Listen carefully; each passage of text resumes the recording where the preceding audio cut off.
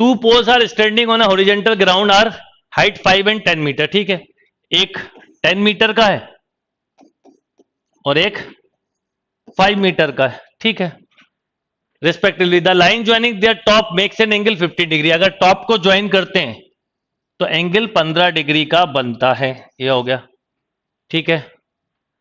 With the ground then the distance in between pole, यानी आपको ये डिस्टेंस बताना है। ये x हो गया बेटा, ये तो काफी सिंपल हो गया।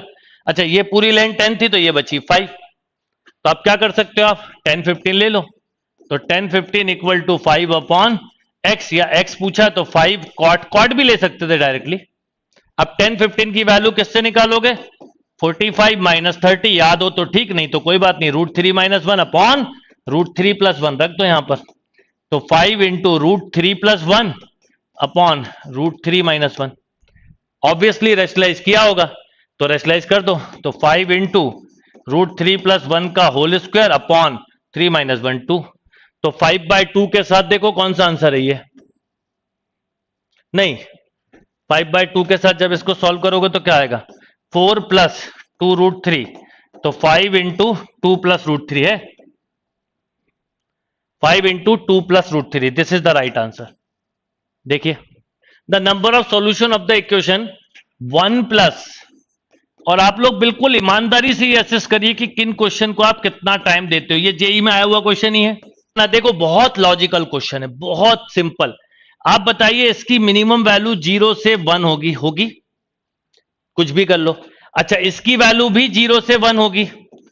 अब एक बात समझो, जब ये ठीक 0 होगा तो 1 मिलेगा, और ये भी 1 हो सकता है उसी समय, यानी ये क्वेश्चन में अगर कोई और एंगल हुआ, अगर इसमें 0 के अलावा, इसकी वैल्यू 0 के अलावा कुछ भी और हुई, तो ये ओवरऑल रिजल्ट ग्रेटर देन 1 हो जाएगा, जिस पे डिफाइंड नहीं होगा। तो बस आपको सोचना है साइन 0 कब होगा, sin पावर 4x 0 कब कब होगा। कितना प्यारा क्वेश्चन था, बिना करे कर सकते थे।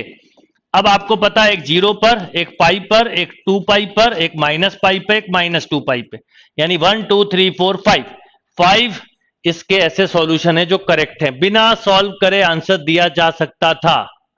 अगर याद हो तो इसी तरह की एक क्वेश्चन की हमने रेंज निकालना भी सीखा है ना, बिल्कुल वही क्वेश्चन है। क्या करो, इसको लिखो 1 - cos² 2 थीटा प्लस cos की पावर 4 2 थीटा इक्वल टू 3/4।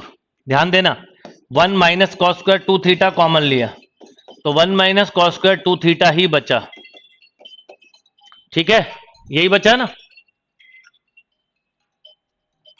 अब बोलो क्या होगा, ये 1 - cos² 2 थीटा, ये हो गया बेटा sin² 2 थीटा 3/4। अब आप बताओ 1 - 3/4, इसको वहां ले जाओ और 4 का मल्टीप्लाई 4 का डिवाइड, तो sin² 4 थीटा हो जाएगा। ये भी 1/4, ये भी 1/4, तो आपको मिल गया sin² 4 थीटा इक्वल टू 1। अब याद रखना, थीटा दिया है, अगर मैं 4 थीटा बोलूं तो 0 से कितना हो जाएगा, यहां पर 4 हो गया ना, हाँ, 0 to π/2 दिया है, इसलिए हमें उसके हिसाब से लेना होगा। ओके, तो आप बताओ कौन कौन से एंगल हो जाएंगे, sin² 4 थीटा, तो यहां पर दो चीजें हो सकती हैं, π/2 और 3π/2 आ सकता है, ठीक है, क्योंकि ये 0 से 2π हो गया, 4 का मल्टीप्लाई कर दो, तो π/2/4 कर दो, तो π/8 π/2/4 3π/2/8 ये कर दो, इन दोनों को ऐड करो तो आंसर इज π/2। चेक करिए, x दिया 0 से π/2, then the number of value of this one, करिए, मतलब ऐसी कितनी वैल्यू होंगी जो इक्वेशन को सेटिस्फाई कर रही होंगी। लगा दीजिए इन दोनों में सीडी, तो 2 sin 2x into cos x minus sine 2x equal to 0, sine 2x common, तो 2 cos x minus 1 equal to 0, तो साइन 2x इक्वल टू 0 और cos x इक्वल टू 1/2। अब 0 से 2 पाई बोला है यहां पर, है ना, तो 0 से π/2 के बीच में, तो एक तो 0 ये हो ही गया।